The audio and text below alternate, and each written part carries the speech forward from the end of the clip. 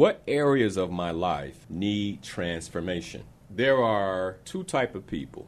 There's the type of person that begins to turn it on when they see they're about to cross that line. And often, that person is overtaking the other individual who hasn't crossed the line quite yet, and they're already celebrating. And they're like, yes. And we've seen this happen, like in the Olympics, in the highest field of competition. We've seen this happen when that person is like a few steps away, and they're like, yes. And that other person digs in and passes them up. And they're like, no, which are you?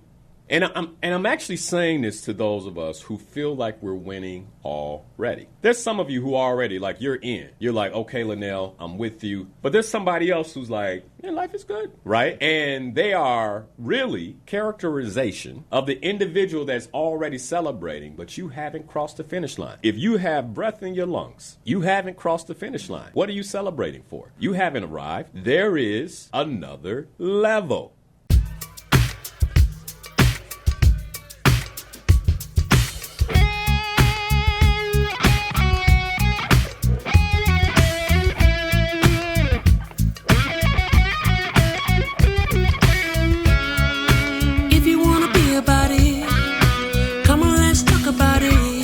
Change up the things you see.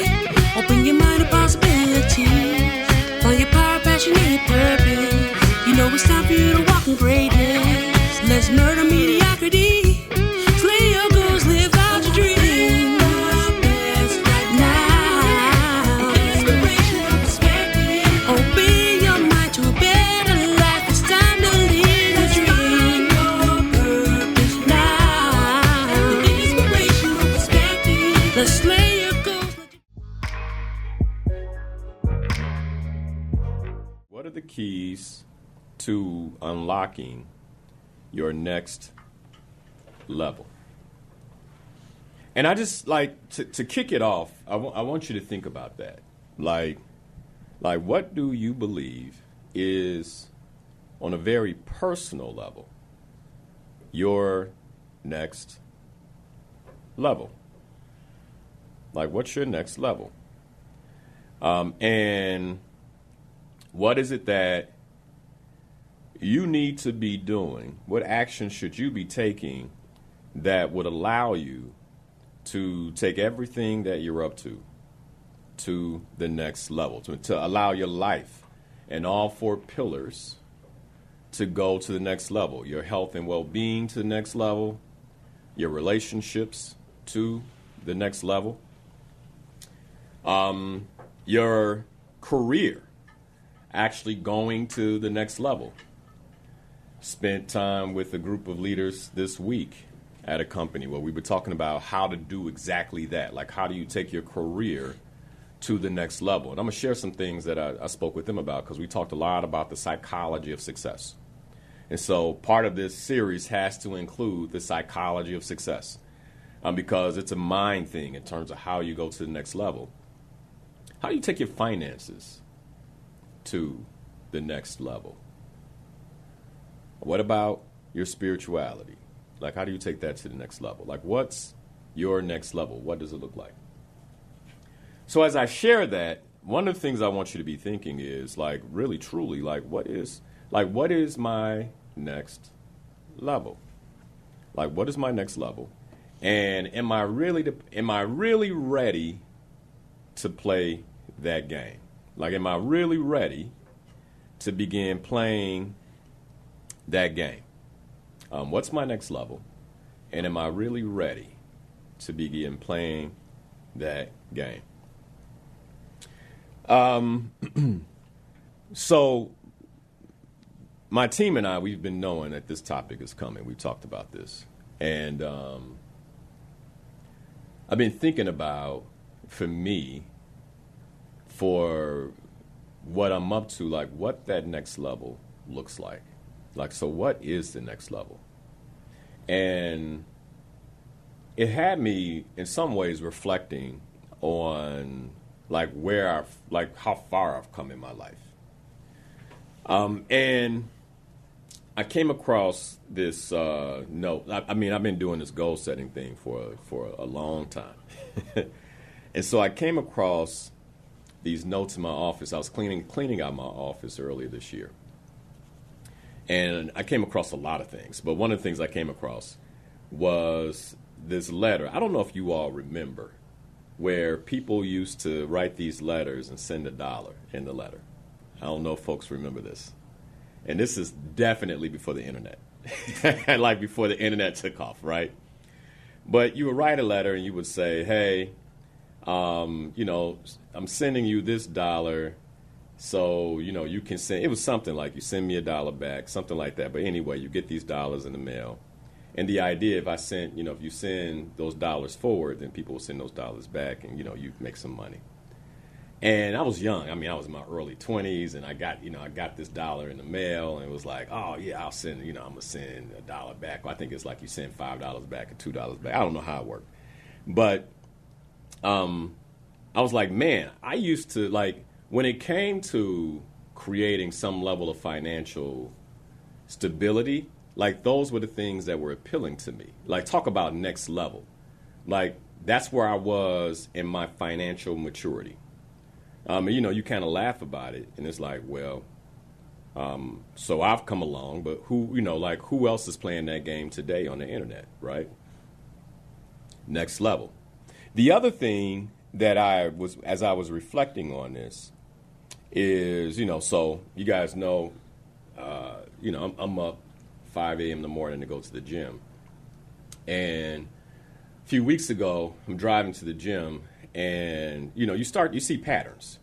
And so I see, this brother, he always seems to be getting right to the bus stop as I'm driving by. He's like kind of walking into the bus booth, right, as I'm driving by. He's a young brother.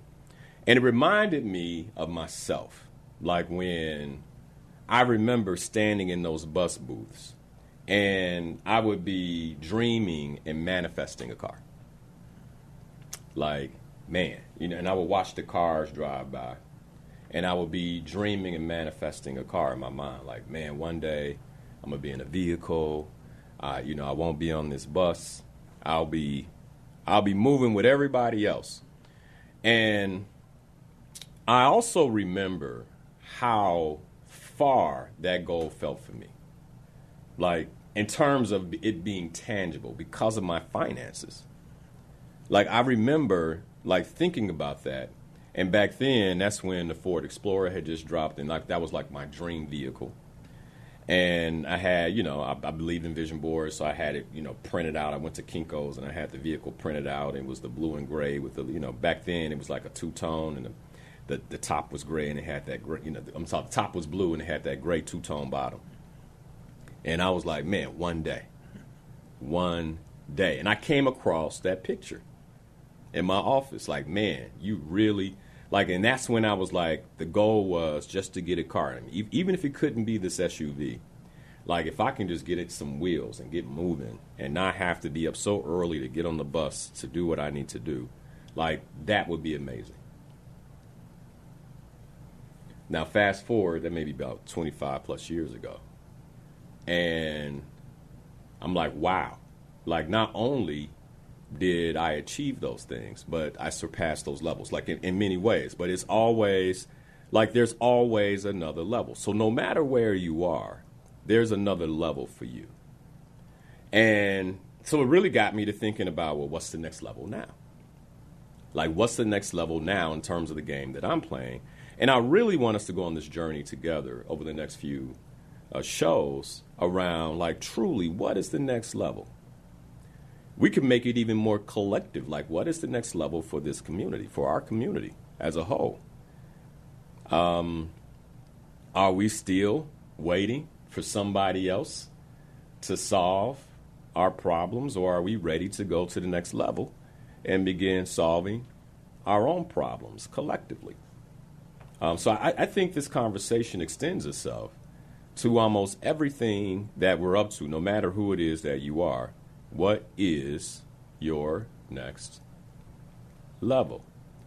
And then more importantly, because while that's a very important, that's a very important question. More importantly, what are the keys that allow us to unlock that next level?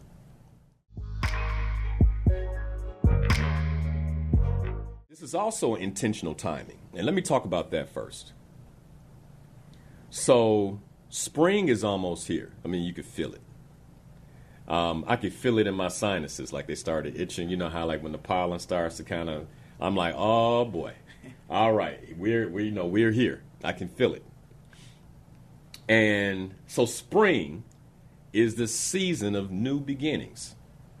Like all new things are happening, and there's no other time that I believe that is conducive to this type of a conversation.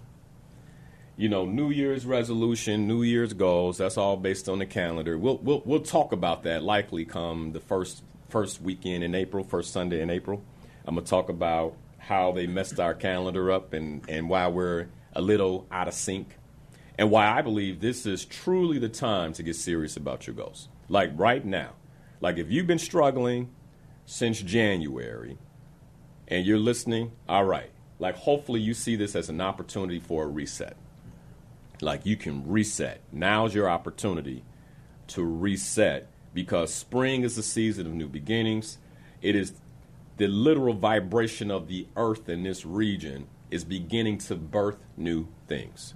And there's no better time for us to begin to birth new things in our life, to actually begin to explore new levels in our own lives. I believe that with everything in my being.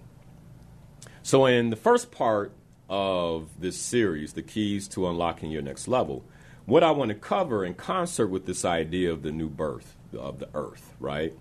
What I want to uncover is typically what holds us back, and why most people stop when they experience some level of resistance, and also how to define what success looks like for you with clarity. Because here's the thing, like as I'm asking this question around, like how do we go to the next level? I'm sure one of the things that came is like, okay, so then what is my next level? And I'm sure somebody's like, well, I don't know. Like, what is my next level? Like, what is it what game should I be playing for the rest of 2025? We're going to talk about that. But I do believe that now is the time to get serious about a breakthrough and your ability to step into your next level. So to kind of give you an idea, because I've already written the entire series, so part one, like to me, this is the awakening. What I hope is that this creates an awakening in you. It's funny. I got a LinkedIn note from a young lady who attended the course this week at her company. And I had the opportunity to facilitate, and Ade was there doing media, taking pictures and all that, because we intend to do a success showcase where, we kind of show everything back and how wonderful this was. It was the second cohort, so we did one last year. We're doing one this year. But she sent me this note. I want to pull it up almost. She sent me this note, and how did she frame this? She said, thank you for the connection and my great awakening. And we were talking about their careers, but in many ways, I think that what she was talking about in terms of her great awakening was like the potential, like the next level, like how to go to the next level. And in many ways, I believe that this will be a great awakening for many of you. And remember, you got to fight to wake up, though. You're in a good sleep. You gotta be intentional if you intend to wake up. But I do see this as an awakening. And our ability to recognize what the next level will be. That's what today is about. Like waking you up and supporting you and recognizing what your next level will be. So another way to think about this is like realization and clarity is what we're going for today. All right? Just as nature is waking up, and this is cool. I hope you guys are watching what's happening. Like this is like, right now we're coming out of the death of winter. And right in front of us, we see the earth awakening. Like right in front of us. Yesterday, I was putting my daughter in the car, and she was like, Daddy, I can hear the birds. The birds are back. And I'm like, wow. And by the way, like that's the beauty of having children, because I heard them. But I've been through this cycle so many times, right? It's my 48th, 49th cycle. And it's like, so the birds are back. Okay. She's like, the birds are back. Like, she was so excited. The birds, right? And I'm like, wow, the earth is waking up. I pulled up to one of the properties that we own, and I saw little baby squirrels running around, like creating havoc, just all over the place, chasing each other. I was like, wow.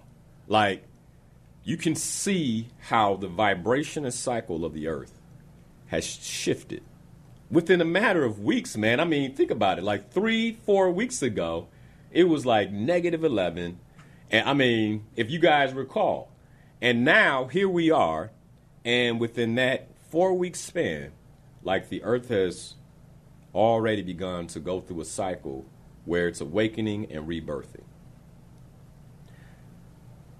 What are we doing? Like, are you awakening to a new level of potential as well? Are you because this is the time. I really want you to understand that this is the time. So this series is about unlocking that, like what's possible for you in 2025 and beyond.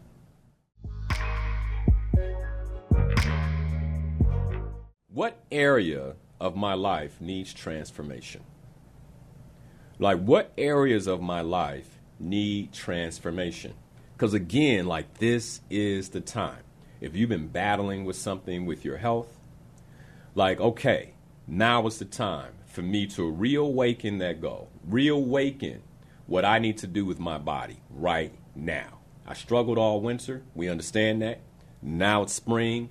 Now is the time to step into that new level. All right, so what do I need to, what area of my life do I need to transform? What area of my life do I want to transform?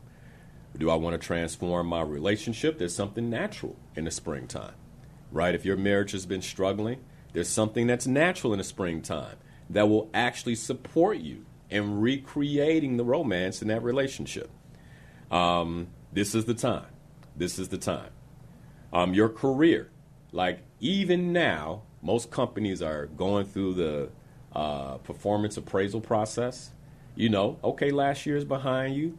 Who do you intend to be? What do you intend to create going into 2025 and beyond in your career? Same thing with finances, so on and so forth. What area of your life needs transforming? Now, here's the other thing to consider. There are two types of people. And all you got to do is pull up an Olympic track and field video to see how this happens. And we've seen it happen. There are two types of people. There's the type of person that begins to turn it on when they see they're about to cross that line. They were going as fast as they thought they could.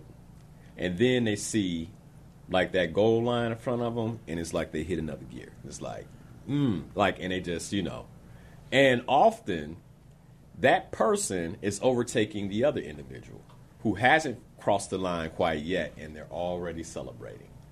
And they're like, yes. And we've seen this happen, in the Olympics, in the highest field of competition. We've seen this happen when that person is a few steps away, and they're like, yes. And that other person digs in and passes them up. And they're like, no. Right? It's like, whoa, what just happened? Honest moment. Which are you? And I'm actually saying this to those of us who feel like we're winning already. Because I'm sure there's someone else, there's some of you who already, you're in. You're like, okay, Linnell, I'm with you. Let's go. But there's somebody else who's like, yeah, life is good. This is a good topic. I'm happy you're talking. Someone needs this, right? And they are really the characterization of the individual that's already celebrating, but you haven't crossed the finish line. If you have breath in your lungs, you haven't crossed the finish line. What are you celebrating for? You haven't arrived. There is another level. There is another level. And this is the opportunity. I hope that you hear this, that this is your opportunity to grind it out until you cross that finish line. Otherwise, you could be overtaken. So where in life right now, for those of you who you feel like you're winning, where in life are you pulling back? Where in life where, you had your finger on the pulse, but things are so good. Things have been, just kind of moving along fine. Where, you've taken your eye off a few things. You've kind of relaxed a bit. And how is it now time, like allowing this to be versus tragedy, versus, something catching you off guard? How can this be the thing that actually has you say, oh, wait, let me go to the next level?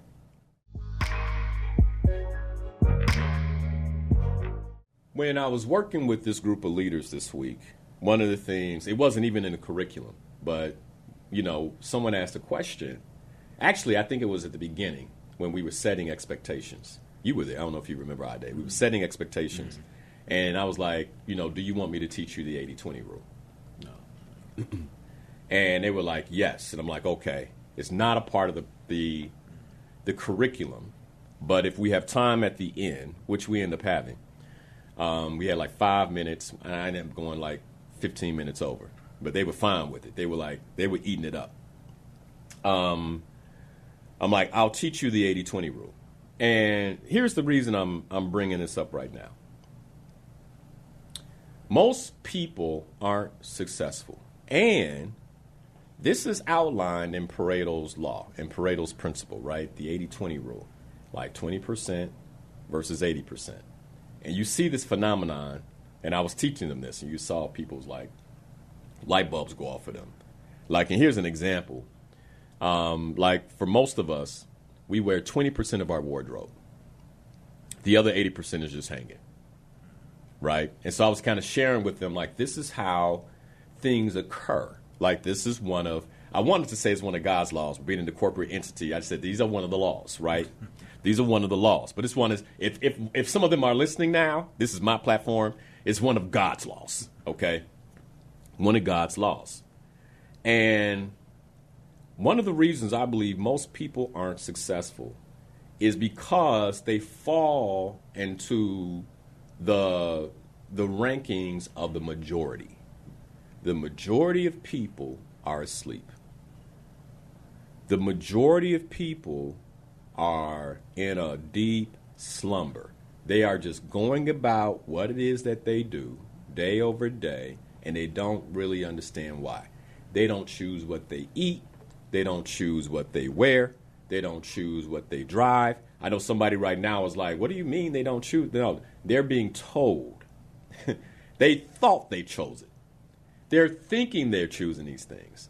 But the programming that they're in right now, like think about the Matrix. The programming that they're in right now, everything that they're doing is informed. Like even this morning, they're about to have a breakfast that they were told to have like a week ago in a commercial.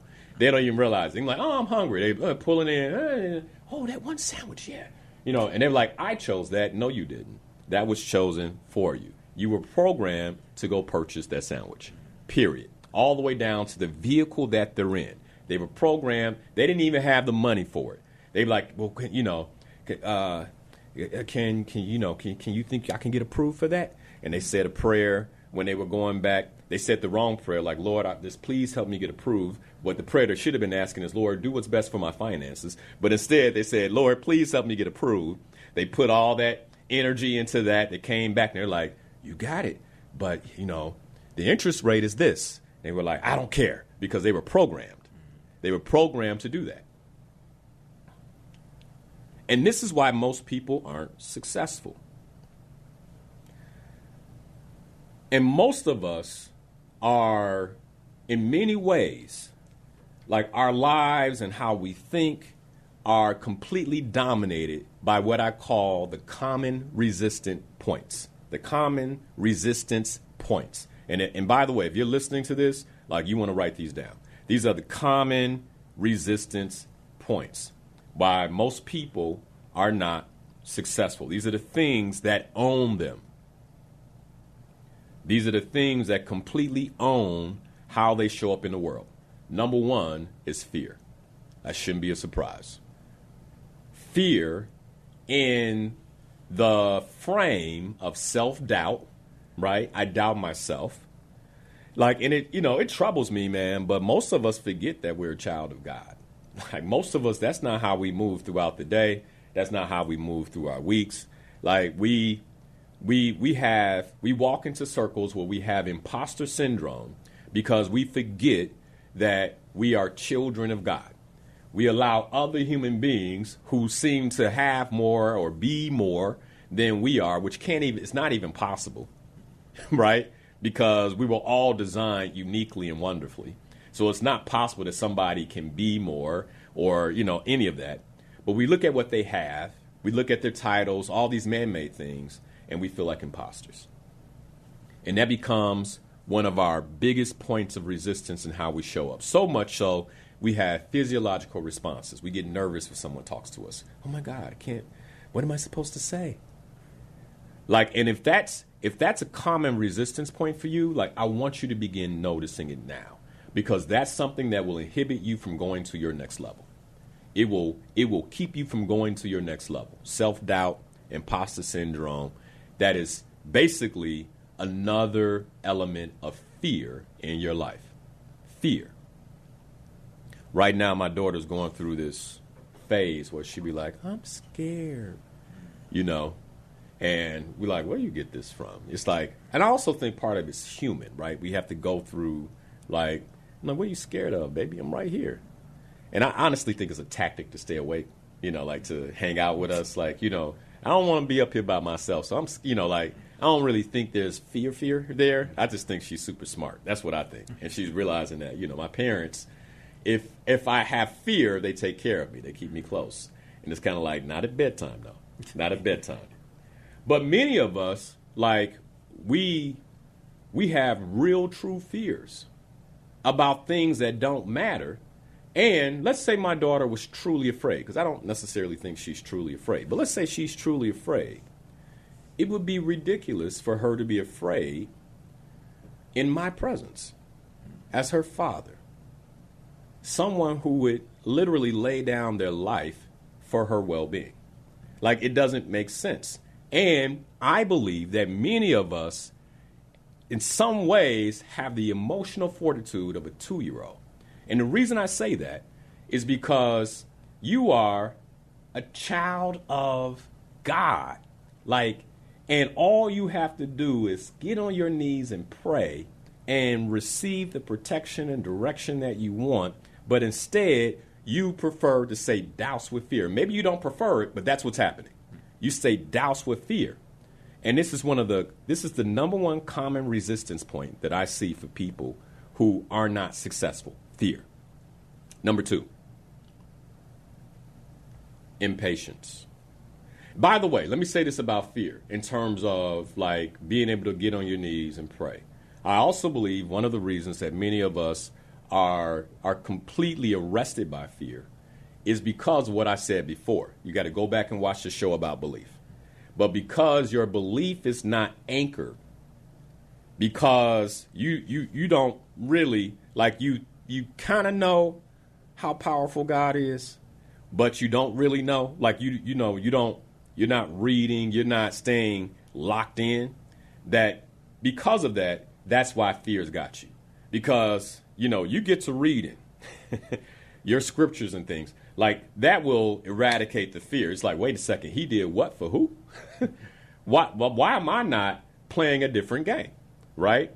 So I think this is another reason why many of us, like, our belief is in a poor state. And we have to, the only way to keep your belief at a high state is you gotta take the reps, man. You gotta stay in tune. And many of us aren't in tune. Okay. And that just is what it is. Like, you can't, you don't know me. I don't. Only you know. Self-awareness. If you're triggered right now, might be you. All right. Number 2, impatience. Impatience. One of the reasons most people aren't successful is because they lack patience. They lack patience.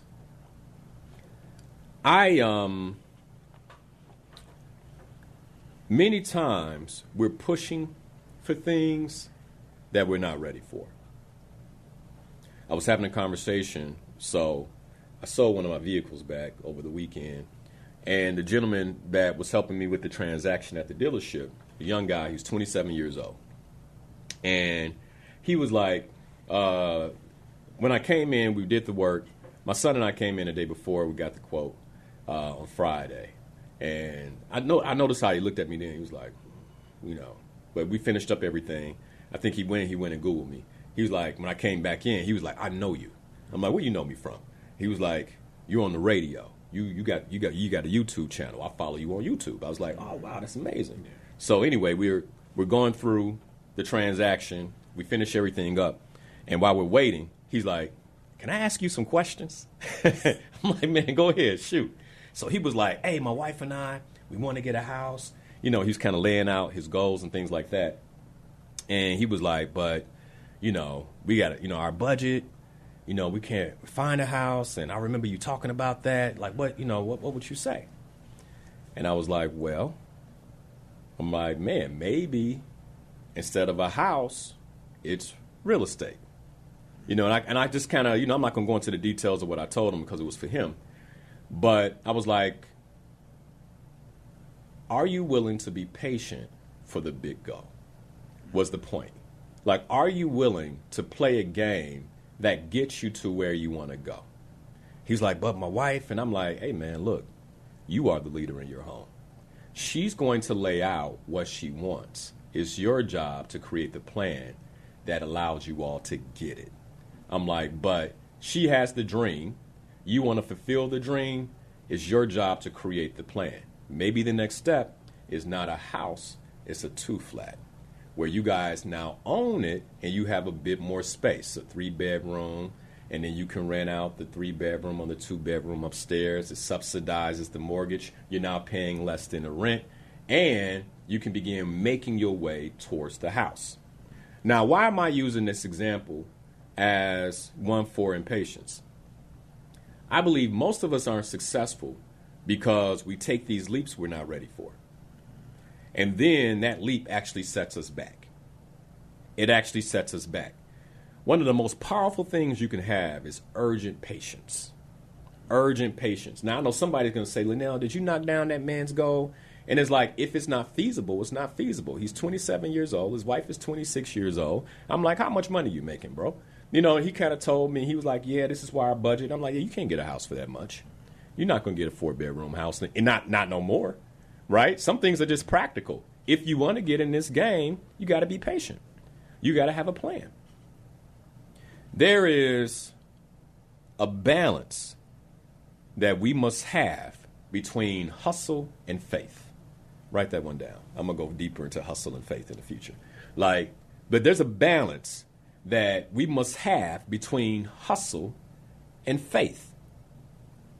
I have faith that we will get there, and in the meantime, I'm willing to hustle. I'm willing to get into action. I have urgent patience. Urgent patience is a type of patience where I am working towards the goal. I'm not waiting.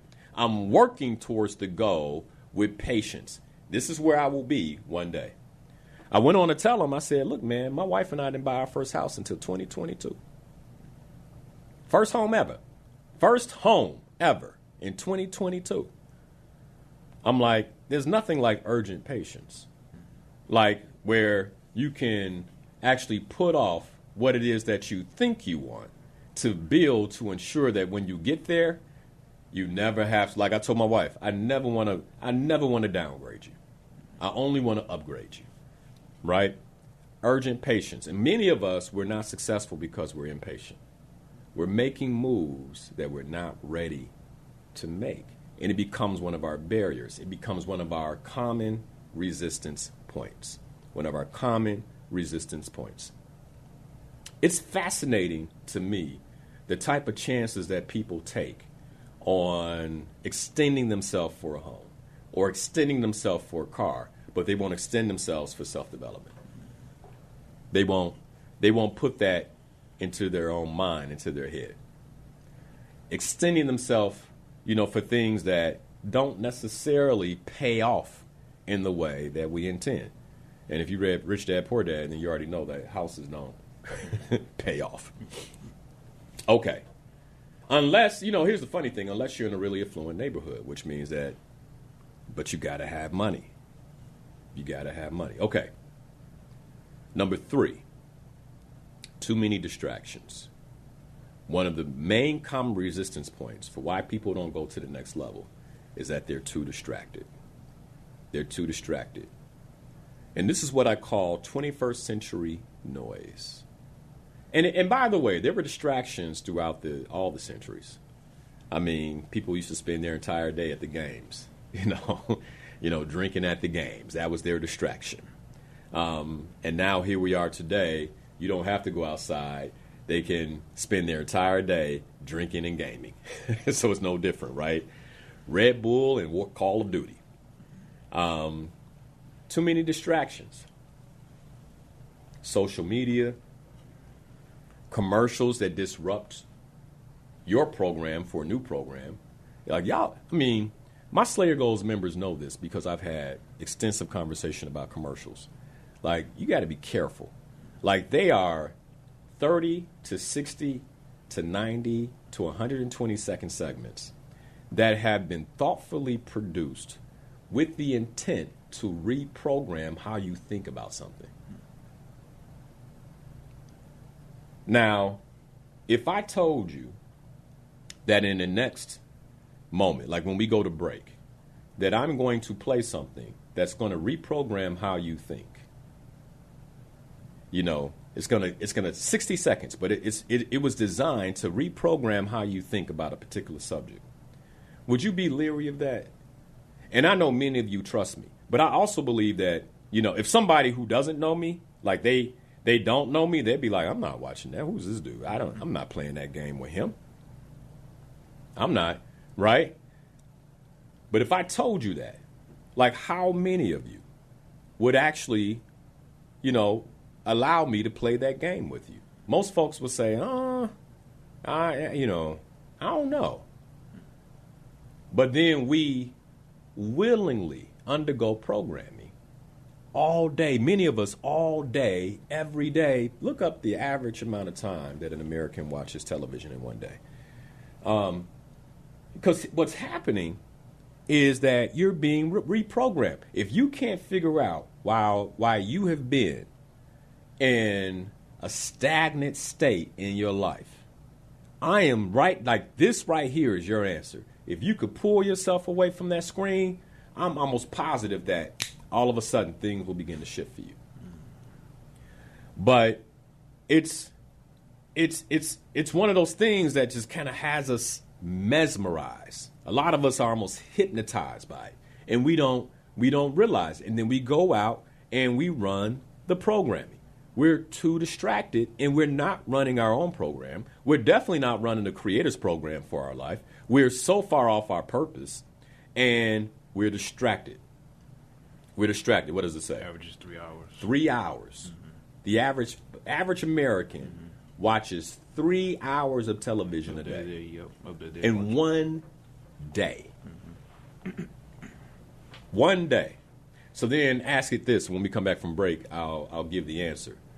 If I watched 3 hours of television, how many commercials would I have watched in that 3 hours? Ask it that. Like, on average, how many commercials would I have watched? Too many distractions. Here's the last piece. We live in a comparison culture. There are many of us. My barber and I, we were having this conversation a week or so ago, where he was saying, like, hey, man, like, I'm playing my game. He's like, one of the things I really appreciate about you, Linnell, is he's been cutting my hair since I was 19 years old. And he was like, I watched you play your game. He said, I watched you, guys pull up to the barber shop and luxury vehicles and all this kind of stuff, and I just watched you, do your thing. He's like, and now I see you and how you moving, and I see how a lot of them are moving. And it's like, you played your game, like, to the T. You played your game to the T. And now, because they were playing another game, he was like, I just kind of see where they're struggling. And like, he had this vantage point over the last, almost 30 years of my life, where he's just like, man, I appreciate that about you. And he was like, and he said something that I kind of pulled. He's like, like, I'm playing my own game. Just imagine this. Imagine if you uploaded 30 apps a day onto your phone. Like, just imagine that. Now, some of the commercials are the same, right? So then we might say that it's not 30 different apps. It might be 20 different apps because some of them are repeats. Mm-hmm. So then you basically are told to go back to that app, go back to that app, back to that app. Because, that same food commercial might play 3 or 4 times, right? But that's why I said you don't choose the sandwich. The sandwich chooses you. Like, you don't even know why you're pulling into that driveway, that drive-through. Because you've been told through this programming that they spend millions of dollars on, and then that sandwich doesn't align with your goals, and you're trying to figure out why you're in breakdown. The main reason most people aren't successful is that they're too distracted, and part of that distraction is succumbing to the programming. And when I say succumbing, you don't even have a chance. You're better off not watching. And the reason I say you don't have a chance is because those commercials are created to reach the subconscious mind. Let me do this real quick, because if we're talking about going to the next level, this is one of the ways that it works. Right? And I did this years ago, but I really want you to understand how this works, okay? Commercials are so powerful that if I began saying certain taglines on brands, we actually know the brand. If I say I'm loving it, you know the brand. I don't have to say the brand for you to know the brand.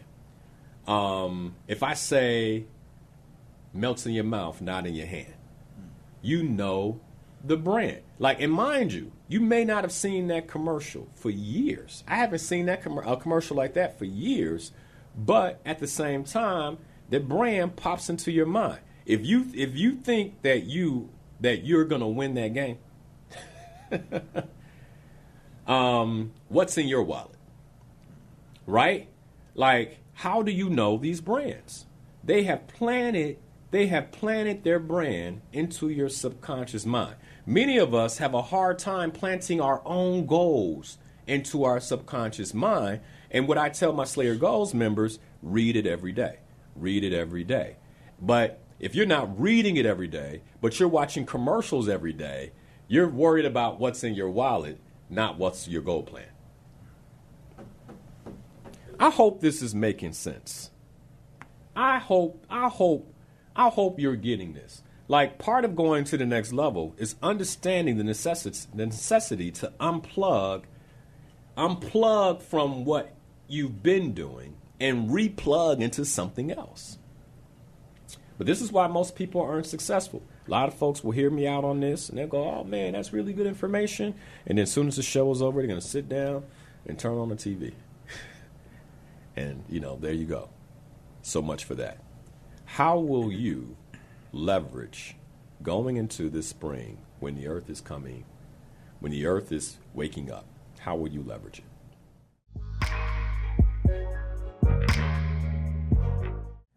I want us to really think about the role of purpose and mental clarity. And if you were at the masterclass at the end of last year, one of the things I talked about is that if your goals don't align with your purpose, then you're climbing the wrong ladder. So another reason many people aren't going to the next level is that there's misalignment. The purpose of a compass is to ensure that you're aligned, that you're walking in the right direction. And purpose is that compass.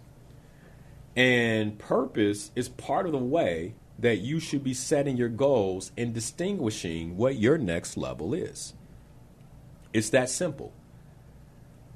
Now, purpose in itself and distinguishing your purpose can feel incredibly complex. It's one of the reasons we offer the course, Discover and Live Your Life's Purpose. We offered it. I typically do it one time a year. It sold out. It did sell out. And I'll tell you, if you guys email me and say, I really want to take this course, we'll count you up. And if there's enough people, we'll do it again. But the role of purpose is paramount in your ability to go to the next level, because then you already know what direction you should be going in. For those of us that know our purpose, the beautiful thing about purpose is that purpose is a promise. Purpose is permanent, and it is a promise. It is a promise that if you're aligned with your purpose, that you will go to the next level if you stay locked in. If you stay locked in, because you're doing the work that you were created to do. And so the Creator wants you to grow. He wants you to have more impact in that arena of your life. So if your goals don't align with your purpose, many times you're climbing the wrong ladder, and that's why you may be feeling like you're spinning your wheels. The other thing that purpose provides is clarity on the game you should be playing. So mental clarity. Mental clarity on the game that you should be playing. And so if you do know your purpose and you've kind of been a bit offline, this is an opportunity to get realigned and begin thinking about, okay, then what is that next level? What is that next level?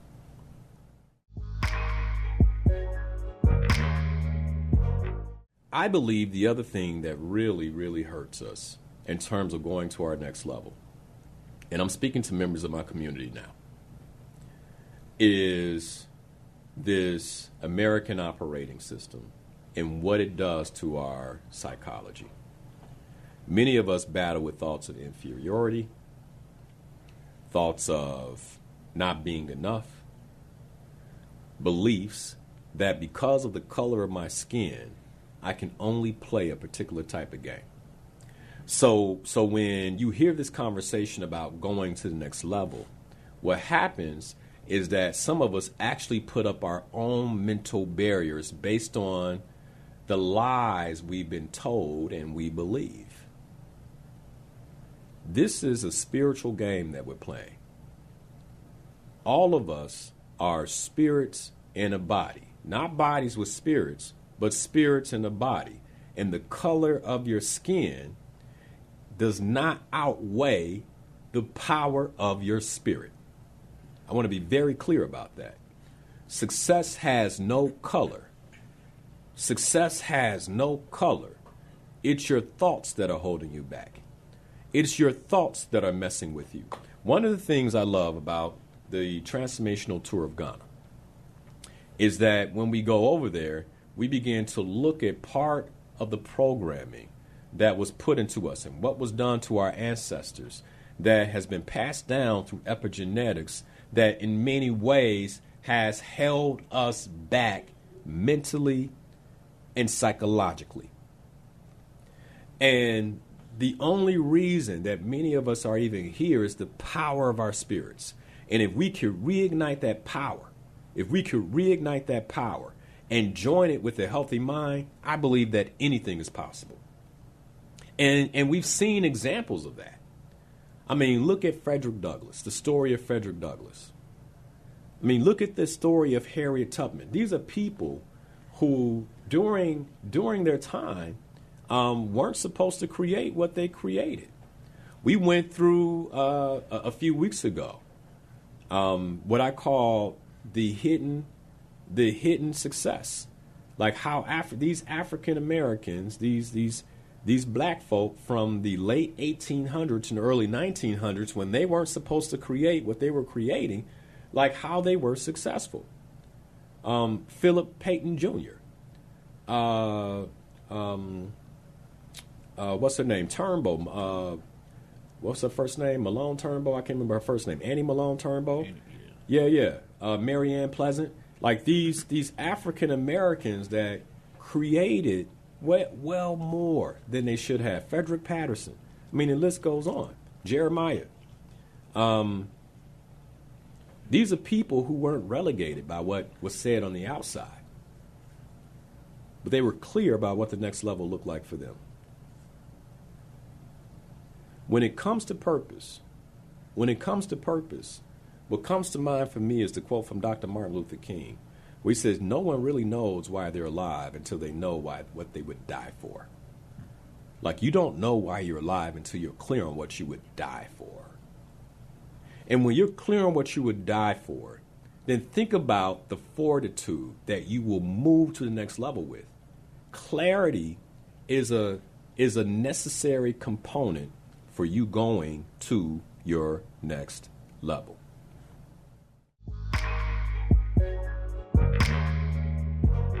The other thing that we have to do when we're looking to go to the next level is we have to begin preparing ourselves for growth. We have to begin preparing ourselves for growth. And one of the ways that we prepare ourselves for growth, first and foremost, is through faith. Like faith that I can actually go to the next level. Now, I've shared the definition of faith before. Let me share it again. I believe that the definition of faith is deep belief. Deep belief. So think of this as the formula, right? The formula of faith is deep belief plus action. Plus action. So not only do I deeply believe it, but I'm willing to take action. One of my favorite quotes around this is the quote by Frederick Douglass in the story of Frederick Douglass, where he said, I prayed for 20 years, but received no answer until I prayed with my legs. Meaning he prayed for 20 years for his freedom. God, give me freedom. God, give me freedom. I can only imagine how fervent that prayer was. I imagine the brother fasted. I imagine he pushed the plate away and said, nope, this week I'm fasting. I'm only on water. I'm fasting for my freedom. And can you imagine doing that 20 years and sitting and waiting? Like, what's going on? And then finally the Creator whispers into your ear, well, I get that you believe. When you going to run? When are you going to run? I believe that's a lot of us, praying, God, I want to go to the next level. God, I see what's available for me. God, and you're praying and you're crying and you're fasting. I don't know how many of us fasting these days, but you get my point, right? It's maybe you are fasting and all you haven't done is taken the action. It's time for you to take the action. Part of the preparation for growth, part of your ability to go to the next level is believing so deeply that you act on it. Believing so deeply that you act on it. When you read the autobiography of Frederick Douglass, and he finally runs. He ran into obstacles. Each obstacle was knocked down in front of him. And I mean, it's one of my favorite parts of his autobiography where he's talking about, he gets to the train station, and before the train can even pull off, there's another slave from another plantation that sees him, and he's staring at him. And y'all know how this goes, because sometimes your brother's the one that will knock you down. I'm sure he was like, what's Fred doing on that train? What is Fred doing on that train? And I can imagine Frederick Douglass is praying, Lord, touch this brother's heart. Don't let him squeal on me. Right? Because and you already know, that slave mentality ain't no assurity. Like, Lord, please. The brother just looks at him and then looks away. Looks at him and looks away. Whew. See, that's faith. There are going to be times when you run up against something where you're like, what's going to happen next? And this is where you just got to believe you wouldn't have put me in this situation unless you were going to take me all the way through. The next part in the story of Frederick Douglass, the conductor comes down to collect the tickets. And Frederick he has another sailor's ID. And the fella doesn't necessarily look like him and is not his height. And if that conductor inspects his ID, he's in trouble. And so Frederick, again, he's on this train headed north. The conductor is walking through the aisle, and he's praying again, Lord, man. And see, this is where all that fasting pays off, right? All that prayer paid off. It's like, God, please don't let this man ask me for my ID. And that conductor, and here's the thing, like, you can look at the story and say, oh, yeah, okay, he didn't ask. But you have to believe that back then, a white conductor on a train that's headed north from the south was asking for IDs. You follow? He was asking for IDs. Let me see your ID, boy. You get where I'm going? And I wouldn't be surprised if there were others on the train where he was like, let me see that ID. And they show the ID, and Frederick's sitting back there, and he's praying, Lord, please, I did everything the way I'm supposed to do it. And he got to him. He's tired of looking at IDs now. He says, just give me your ticket, boy. Stamps it and give it back to him. Walks by.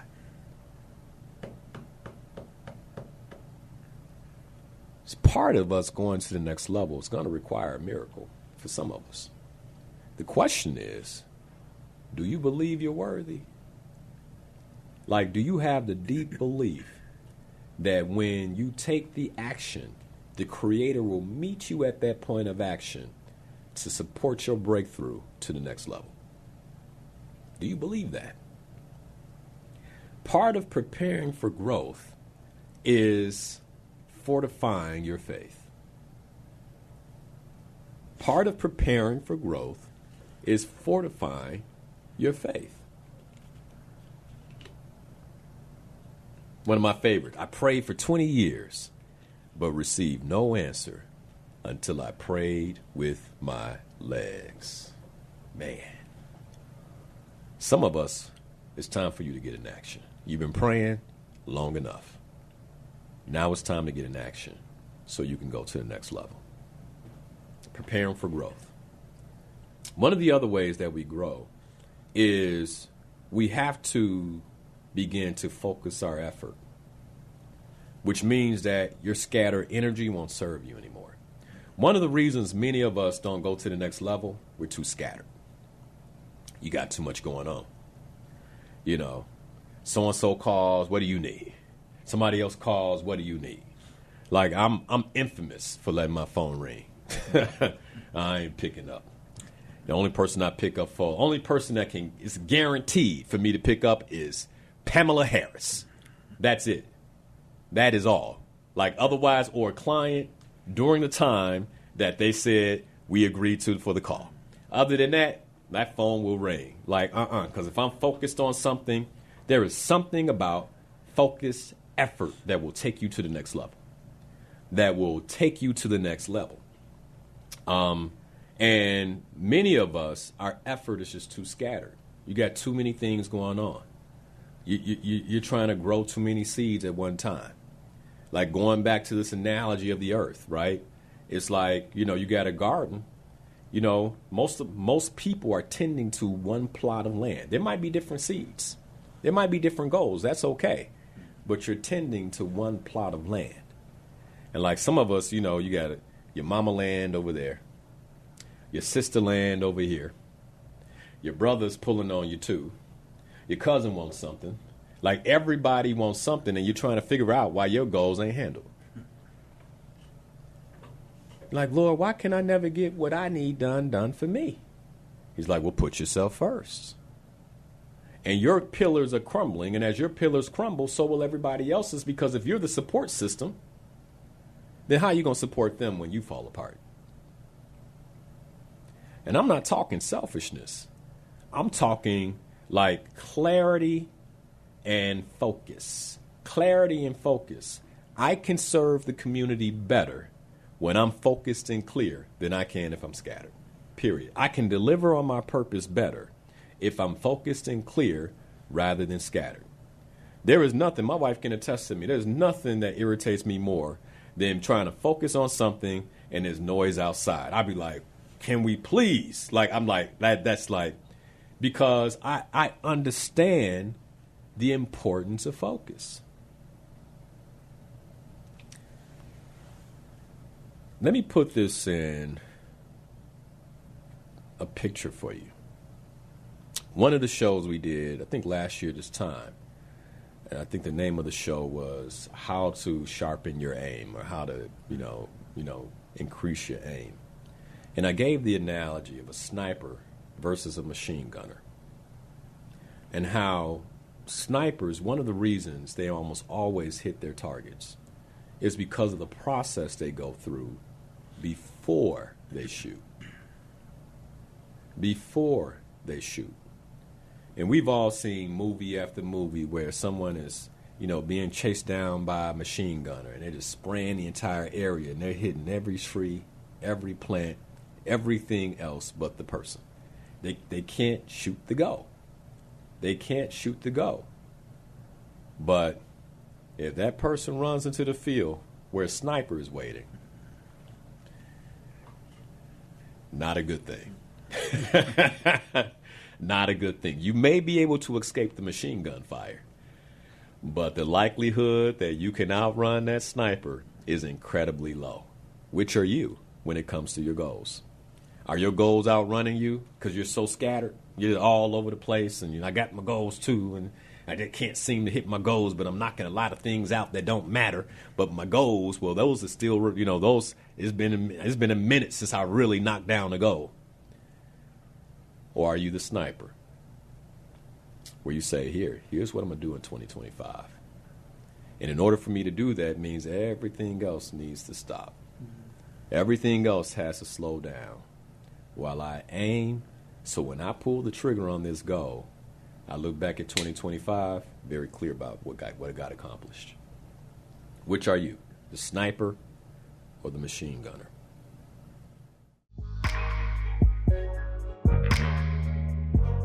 Here's the big question. I believe I don't need a phone call to tell me. I don't need you all to sign on to Facebook to tell me, or sign on to YouTube to tell me that you want. Most people, if you say, do you want to go to the next level of your life? They're going to say, like in the past, I'd be like, all right, Titus, I day. I would have to ask. Let me just be clear. I don't think I have to ask you, Ade, if you want to go to the next level of your life, do I? Yeah, I don't have to ask that question.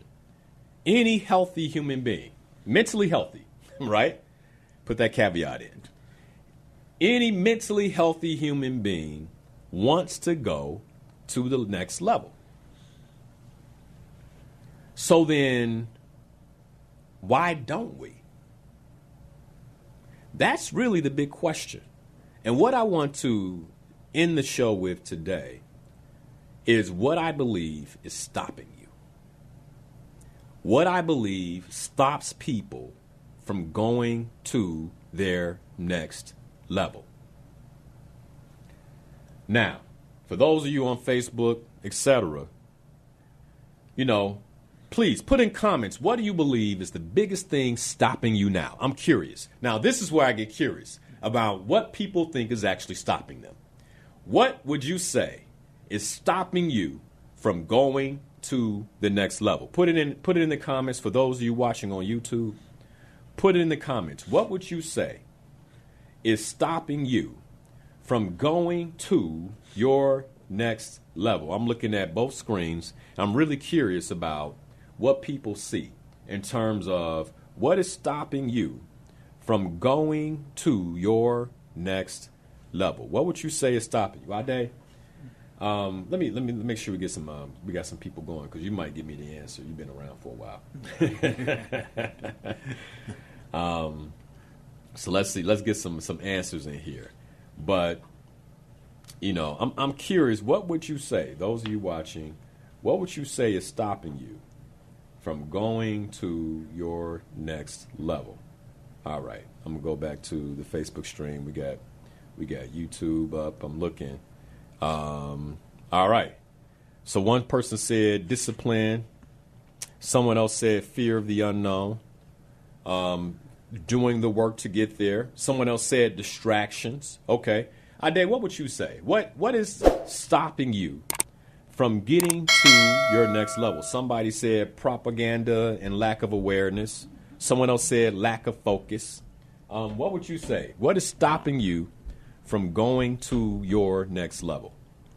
For me, I think before I would have said like time, discipline, some of the stuff that's being said there, but now I would say myself because it all kind of points back to me. I knew you knew the answer. Yeah. I knew. Yeah, I already knew. Yeah. Yes. Yes. So myself, yeah. The only thing that is stopping me from going to my next level, it is not my wife, if she just, right? It is not your husband, if he just. It is not your discipline, because your discipline comes via your vision. You got to do that, right? It is not the propaganda. It's not the fear. It is not the lack of awareness. It's not the lack of focus. It's not your procrastination. It's you. You are allowing all of these things. When it comes down to what truly is holding you back in your life, the reason you are not going to the next level is all you. You. This is what's stopping us. This is what's stopping us. When you begin to realize that it's you,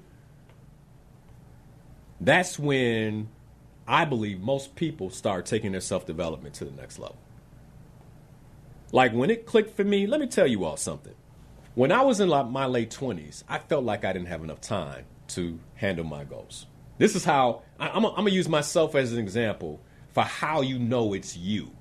How you know it's you, okay? I felt like, man, there's not enough time in a day for me to accomplish the things I need to accomplish. I have to go to work. I had this story.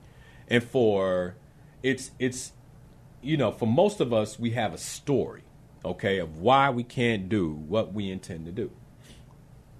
And so I had this story of like, okay, this is why I can't get these things done. And after, getting coaching and going through self-development and therapy and all that, it became very clear to me that it was nothing more than a story. And I started to get into gear, and things started happening as I got into gear. The most fascinating thing for me to watch now, as a husband and a father of two, and someone who's operating 5 different businesses, is to look at someone who is single who tells me I don't have time. I'm like, oh boy.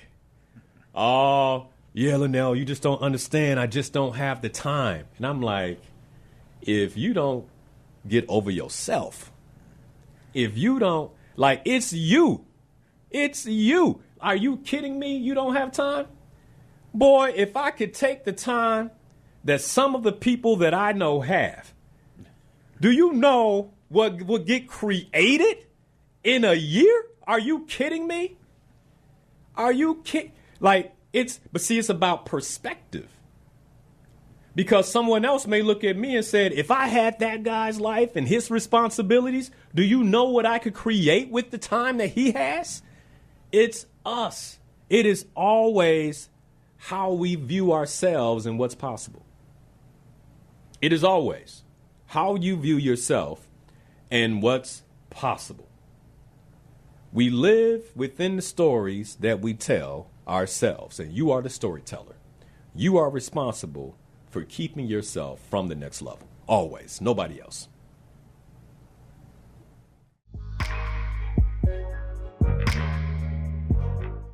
Resistance has this way of seducing us. So most of us spend more time spinning our wheels around the resistance in our life versus breaking through because of the stories we tell ourselves. Here's one of the stories we tell ourselves when we run into a barrier or we run into some level of resistance. One of the things we'll tell ourselves is, well, maybe that's not for me. Can you see how you lose acceleration with just that thought? Just that thought will cause you to lose acceleration around a thing. Well, maybe it's not for me. The reason most people stop at resistance is because they assume that resistance means it's not for them. They assume that resistance means that they should stop. Resistance is in place to refine you into the individual who can actually rest at the next level. The 28-year-old that I was had to encounter the resistance of the last 20 years so the 48-year-old that I am can rest at this level. If I hadn't gone through all the tests, all the trials, all the resistance that I encountered over the last 20 years, I would not be able to be a husband and a father and an entrepreneur at this level. The resistance was there to refine me into the gold that I am now. And then whatever moss gets on the gold is supposed to be burned off for the next level. That's what resistance is for. When things get difficult, it is how you get strong. But what story are you telling yourself? Most of us, we stop ourselves. We deaccelerate as soon as we run into some level of resistance. We deaccelerate. Oh, well, this got difficult. I guess, it's not necessarily for us. It's not for me.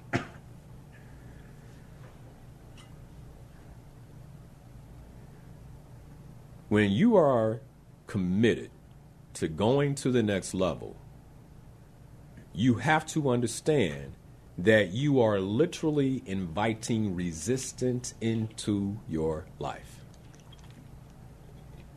You're literally inviting resistance into your life.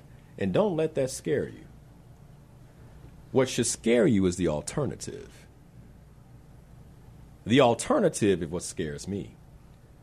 Because as I set new goals and I invite new resistance into my life, that resistance is somewhat predictable.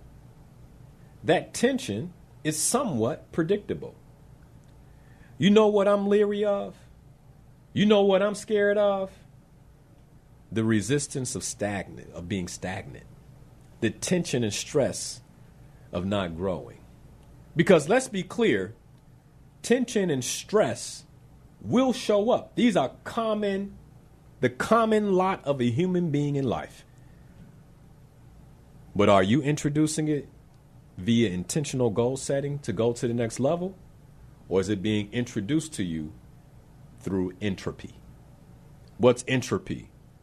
The breaking down of everything around you because it hasn't been maintained, because it hasn't been grown. Let's be clear, as the earth wakes up, if I don't get out into my lawn and begin to intentionally encounter some resistance, breaking the ground, moving things around, some stuff got blown around and moved by the weather, putting things back into its natural order. If I don't do that, what will my lawn look like by the middle of summer? It'd be overgrown. Many of us, that's the tension and resistance that we're encountering because we haven't kept things up. We haven't kept it together. We weren't pushing for growth. We weren't pushing for order. We weren't being intentional. And that's going to create stress of its own. And the way our lawn grows, it'll become a home for critters. I'll be dealing with all types of other things now, right? Because I didn't touch it. Because I didn't do anything about it. Because I didn't bring intention to it. Now there might be an infestation. Now there might be a wasp hive. Now there might be all these different things that I never had to deal with. I'm still going to deal with something. And so what's happening is a lot of folks are out here busy dealing with what they wouldn't have had to deal with if they were intentional about their growth. They're stressed out by the entropy of their lives. Wrap your mind around that. You tell me, like, what tension do you want? I would much rather the tension of intentional goal setting than the tension of entropy and breakdown in my life, because it's going to happen. Some people are stressed out by their health because they didn't do anything about it. I'd rather be nursing sore muscles like, woo, wore myself out at the gym. I'd rather be, dealing with that stress and tension than the stress and tension of physical breakdown. I'd rather be in the difficult conversations of my marriage than dealing with the breakdown. I'd rather be dealing with the stress and tension of operating my companies in the way I intend to operate them than dealing with the breakdown of neglect. Like, either way, you're going to be dealing with something. Either way, like, either you can be playing a game that takes you to the next level and dealing with that, or you could be playing a game where you just relax, so you think, and now you're dealing with the stress and tension of a lack of intention.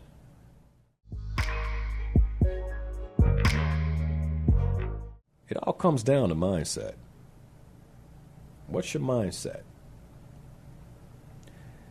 And if your mind is your most valuable asset, then how are you protecting it? Like, going back to these commercials, and like, how are you protecting your mind? How are you protecting your subconscious? What are you listening to? What are you watching? Are all these things going to take you to the next level? Are they going to take you to the next level?